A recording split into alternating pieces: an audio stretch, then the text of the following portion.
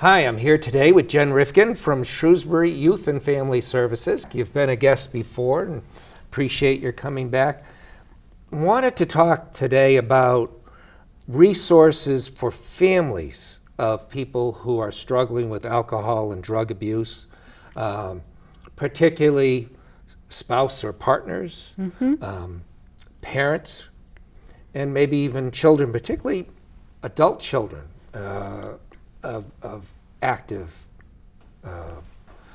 alcohol and drug addicts.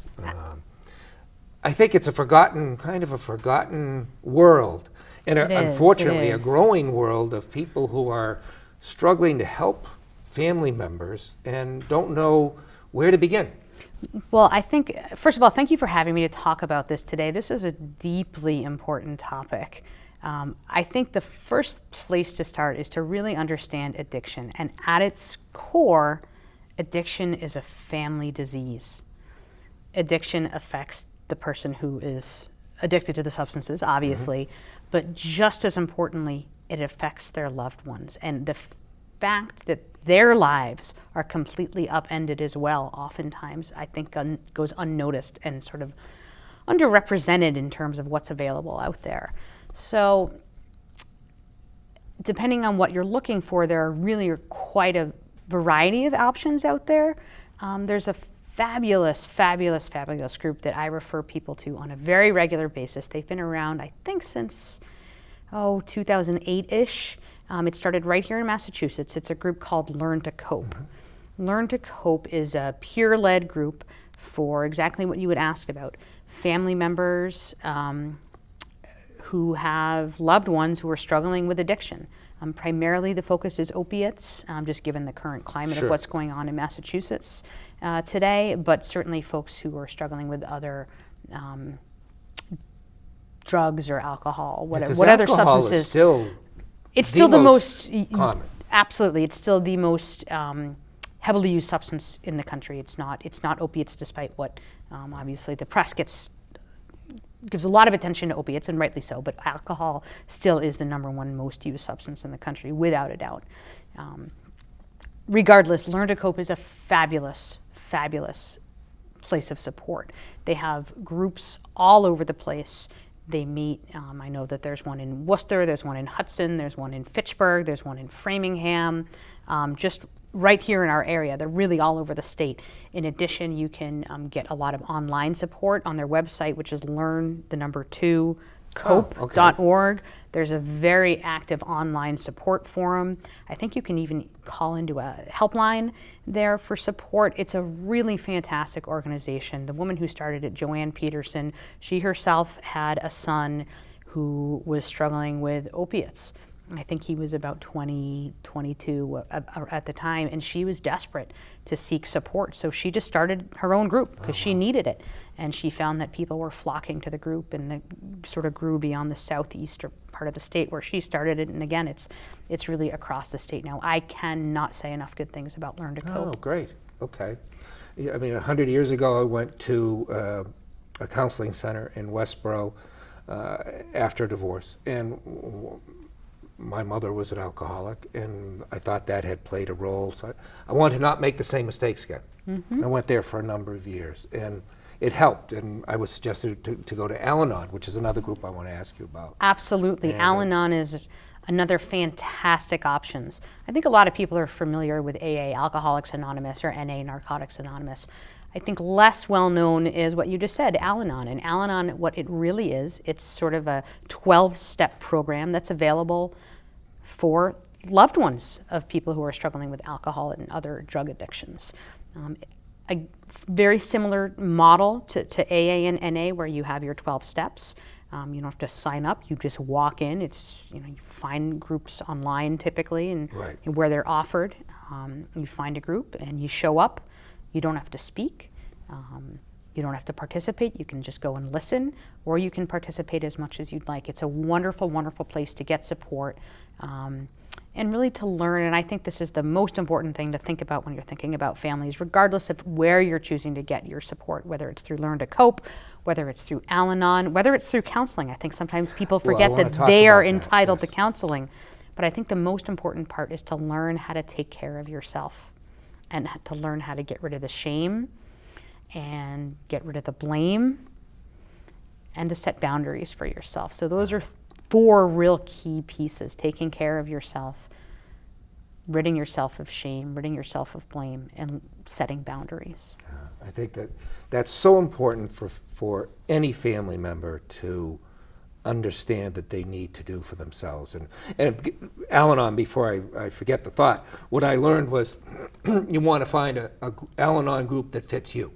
Absolutely. Because they are, and I went to a number before I found, oh yeah, this I'm going to get something out of, and I attended for a while.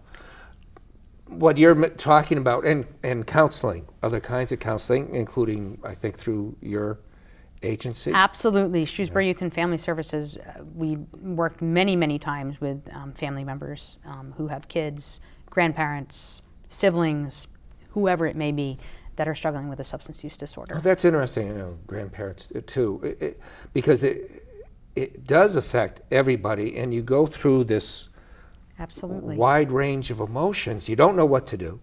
How do I talk to the person who is struggling? That's a big issue. How do I talk to, what subjects do I bring up? What don't I bring up? How do you deal with your anger and resentment? Because that's there, and that can last a lifetime. Absolutely. So I think when you're talking about the anger and resentment, if you're starting to realize that it's affecting you on a daily basis, or in other parts of your life, you're starting to feel it at your job. You're starting to feel it.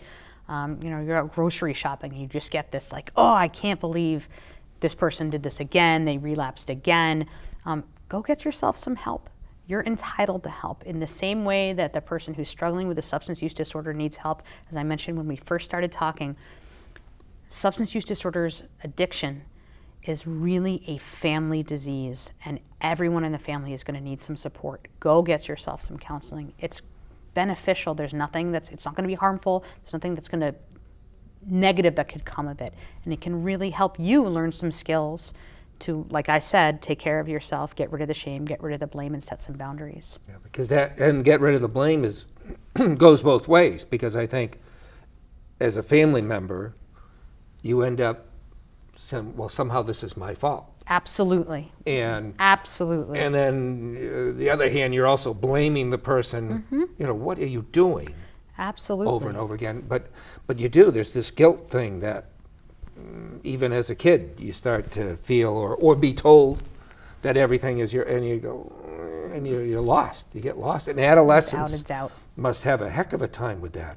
Children and adolescents. Of course. I mean, it's really painful to see a parent, especially if you're an 8-year-old, 9-year-old, 10-year-old, you have a parent who's using, you don't understand. You don't understand what's going on. And unfortunately, because of culturally the way that we sort of address substance use disorders, it's not like the way that we address other chronic diseases. If there was someone that had cancer or another sort of very serious chronic illness, people would be extremely supportive. The neighbors would be bringing over dinner. Hey, can I take your kids for the afternoon so you can take a nap? Can I transport you to your chemo appointments? What can I do for you? And that's not there for people that have substance use disorder. And it's not there for people who have loved ones with substance use disorders. That support, that natural support that comes when other chronic diseases are in place, is not available to folks, just because, again, I think culturally how we manage substance use disorders. I think that's a great point. I've struggled, thinking back with even my mother. How did this happen, and is it something that is disease-like versus, no, it's a series of bad choices that get made. And I'm still talking to you and people like you over the last year in this program has helped some, but I'm still like, yeah, I understand there are physiological reasons for this to happen, but you're still making bad choices, and it's hard to separate that sometimes. It can be extremely hard to separate, and especially because the reality is the choice to use a substance when you're starting is a choice. You move forward in the progression of the disease, and again, it is a disease. I will drink the Kool-Aid on that, and I hope that everyone else will drink the Kool-Aid as well. I'm getting there. On that. I'm getting there.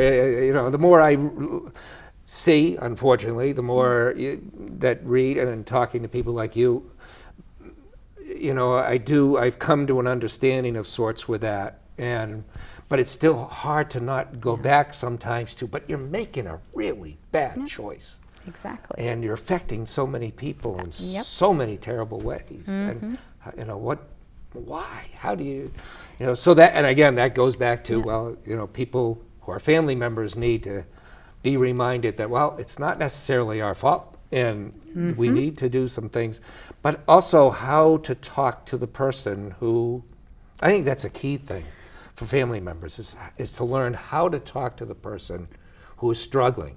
So I think the most important thing, I guess there's two really important things. One is you yourself need to feel confident in your own self. And again, I think that goes back to counseling and making sure that you have the support you need. You have to feel confident in yourself. Number two, you're never going to not love this person. You can be so angry and so mad and so frustrated at this person, but it doesn't mean that you're not going to love this person. And that person, the person with the addiction, should know that. It's very important for them to know, I love you. At the same time, it's critically important, I'm going to set boundaries. I know that you're struggling right now. I know that you are deep in the throes of alcoholism, of a heroin addiction, but I need you to know this. I am not going to play a part in that anymore. I am not going to give you any more money. Even if you're telling me it's for food, it's for rent, it's so that I don't become homeless. I can't participate in your addiction anymore. It doesn't mean I don't love you, and I will do everything I can to help you get treatment. I will do everything I can to help you in recovery once you decide that that's a place you want to go, but I will not help you stay addicted to a substance. And those kinds of discussions, decisions on the part of the family members sometimes are really hard, which is why it gets back to family members need to go and seek help, and it's okay to do that. And those are painful conversations to painful. have, extremely painful. So like you said, that support is critical. Great, yeah, absolutely. Well, thank you for coming and psychoanalyzing my youth, but it is, I think it's a very important piece to get to people, and go find somebody, learn to cope, Al-Anon, your agency, other agencies, go Halo, get somebody which to is talk to. healing after loss from an overdose. That's another. Okay. It's a grief support group. Okay, so go find somebody like that to talk to, and thank you for coming. I'm sure we'll have you back. Excellent. Thank you for having me. Alrighty, thank you. And we'll be right back. Well, I'd like to welcome Dr. Brian Maher from Shrewsbury Family Chiropractic. You and your wife, Dr. Laura Ham. Thanks for having us. And we've been part of the community here for 22 years, and we've been part of the Shrewsbury Senior Center for the same amount of time. Yeah, wow. That's. I think that's great, and I think the more you can educate people about different kinds of care and chiropractic, I've had success with it in the past, and I think it's something that people should know about a little bit. So I want you to come in and tell people a little bit about it. Great, thank you. Yeah, so specifically when we're down at the Senior Center, we run little workshops on how to keep your body healthy and understand more about your nervous system and how it functions and what chiropractic can do for it, for the body, so it can perform at its greatest ability. Okay, and for people in Shrewsbury and beyond, because people beyond Shrewsbury will see this on YouTube as well, tell us a little bit more about what the whole concept of chiropractic care is. So understanding how the body works, what's the main thing that controls everything in your body? Well, that presumes that on certain days my brain is working. That's true, right? Right. So there's that brain-body connection. So your brain controls everything in your body, right? And so from the brain, there's a tail that comes down. It's called your spinal cord. And your spinal cord has little limbs that come off it. That's what most people refer to as nerves, right? So one of the things that we do as chiropractors is we want to make sure that your nervous system functions really, really well, consistently and regularly all the time. And what can happen is the spine can move out of alignment and the nervous system can be interfered with. And when the body gets interfered with, or the brain's signaling gets interfered with, the body can't heal the way it was designed to. But really, most importantly, and this is the secret sauce of chiropractic, it can't adapt the way it was designed to. Okay. So if your body can't adapt, it can't be as healthy as you want it to be. Okay, okay. And we see that you have a sample spinal column to look at. So the spacing between each disc is important? Yeah, so the vertebrae are located, you have 24 vertebrae in the spine, and the areas in between is called the disc. And coming out between each disc and vertebra or a nerve, okay? And these nerves go all over the entire body, from the tips of your fingers to the tips of your toes to every single organ, blood vessel, gland, controls emotion, chemistry output, physical movement, right? All those things are controlled by the nervous system. And then when the spine misaligns, there are three major things that happen. The disc can become deteriorated, known as arthritis. Right. The vertebra could become deteriorated, which is also known as arthritis. It could be a combination of both, but the detrimental effect of all of that is the two vertebrae come closer together and choke off the nerve as it exits the hole, and the nerve can't function the way it's designed to function. So as a chiropractor, I want to take as much pressure away from the nervous system so your body can heal, regulate, and adapt appropriately so you can live your life more fully. Sure, sure.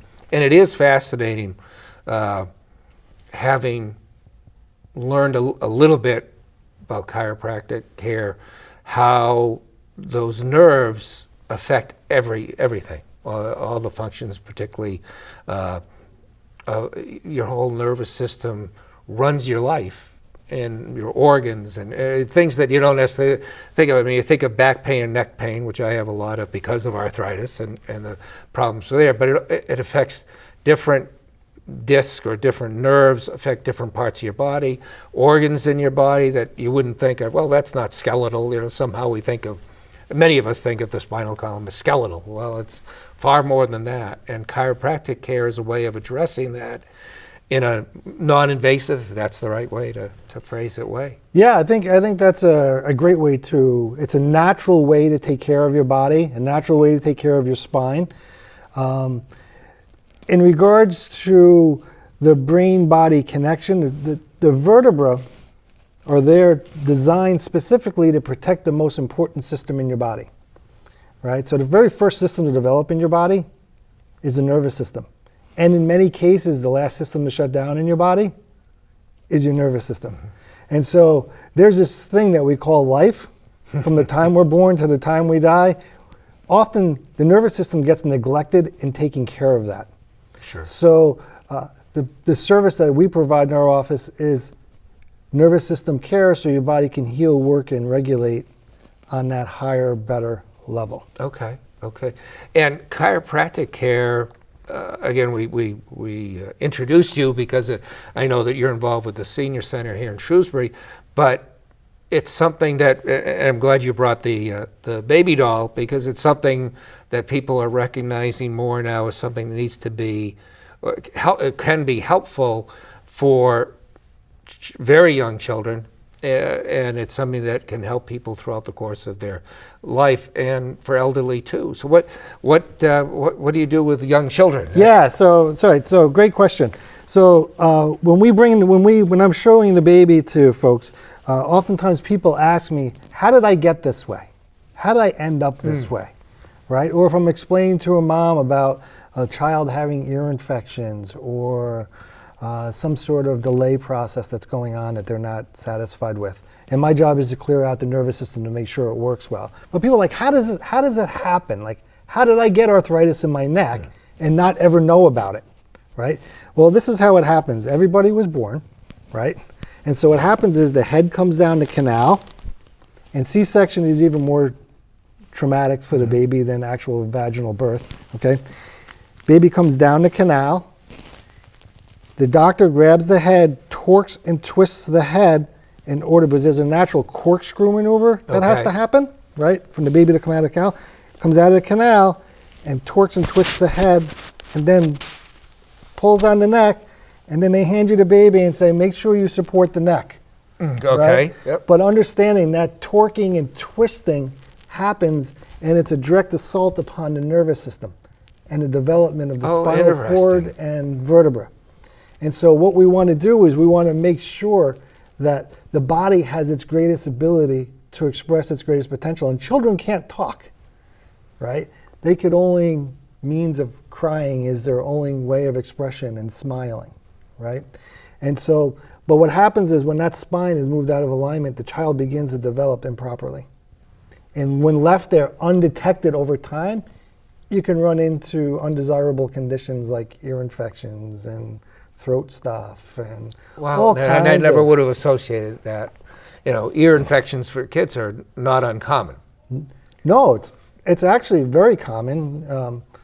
Any type of process like that, your body has to learn, Sure. right? Sure. And the only way it learns is by understanding what's happening on the inside. And that includes fighting colds and some infections and learning how the body needs to deal with ear infections. And that's part of the immune development That is process. fascinating. That is fascinating. My son had the surgery, you know, tubes in the ears. I know one of my grandnieces just had surgery for that. And I never would have thought, well, chiropractic care early on might have prevented some of that. How about scoliosis? Yeah, scoliosis often is a development challenge, and we can work with the scoliosis. It's best, you know, obviously before they stop growing, Sure. when you can make the most impact on the body and the spine. But as the spine shifts and turns and changes, it can do so in a manner that it puts pressure on the nervous system. And especially in today's society, kids are sitting down, they're texting all the time, they're in this negative posture, and their shoulders are forward, and they're Sure. slumping in their chair, and they're carrying heavy backpacks, right? Which adds a whole lot of stress, which complicates the scoliosis situation. Oh, interesting, because that's yet another reason I can hate cell phones. Yeah. I hate cell phones, and this gives me another reason to hate cell phones. Some children develop scoliosis very young, Yes. and is that something that could have been prevented or might be altered in some way through chiropractic? Yeah, it was certainly altered and changed, but most importantly, supported. Okay. Right? So sometimes the body curves, and you can live a healthy, normal, active life with a spine that has curves in it. Mm-hmm. It's just that everything needs to be balanced appropriately through musculature and nerve flow. And when that happens, the person can go on and live a long, healthy, active life. So I don't want to give the impression that chiropractic is the fixture of scoliosis. Right. It's not necessarily. There's a lot of reasons why scoliosis happens. But for this conversation, I want you to recognize, and the folks to recognize, that being supportive in nature and not waiting for something to fail and being proactive versus reactive will certainly help that child grow and develop a lot better than if not. And then as you get older, I participated in a back study Liberty Mutual did some years ago, and I didn't realize that I shrank every day. And everybody, thankfully, because I was feeling very personally attacked by that, I shrank every day. But everybody does. And the fluid in between the discs are... So what happens is the discs begin to lose their height. Obviously, you can see there are many discs here, but if you lose a little bit each year, you end up shrinking, right? But a lot of times, the shrinking happens because of our arthritic situation. Yeah. And so that's something else that chiropractic can help people with. And as you get older, and you're having maybe more pain from that kind of thing, maybe that's something to consider. Yes, certainly something to consider, and certainly at the very least be supportive. Because what happens is when you lose the disc space between the vertebra, you're not ever going to get that back. Yeah, I've been very unhappy to find myself. I used to be 5'9" 3/4", mm-hmm. And maybe I'm 5'9" now, maybe not. Mm-hmm. And that's very upsetting. Well, to wrap it up, and I appreciate anything that is a non-invasive way, a healthy way of trying to live and to be without some of the pain that we all, or many of us, carry as we get older. And this would be something for people to really look for. And how would they contact you? Oh, you can call my office. Phone number is 508-845-2778. And that'll be scrolling across anyway. Yeah, I'll be scrolling across anyway, yeah. You can contact us via Facebook or a website. Okay, and they can ask questions that way. Because Yeah. again, there are a number of conditions, and we don't have time to go through them all today, but there are a number of conditions and illnesses really that it's worth looking at chiropractic as one way of working with those, trying to overcome those. I agree with you. And I look forward to helping as many people as I possibly can. Great. I love our community, and I love being part of it. We've been here for 22 years, and we're not going anywhere. That's great. Good So, to hear. Yeah. Great. Well, thank you again for coming and being a guest here and sharing some information about chiropractic care and our spinal nervous system, spinal column and nervous system. And we'll be right back. Hoping that we treat everybody today with respect, tolerance, and kindness. Thanks for joining us. Till next time.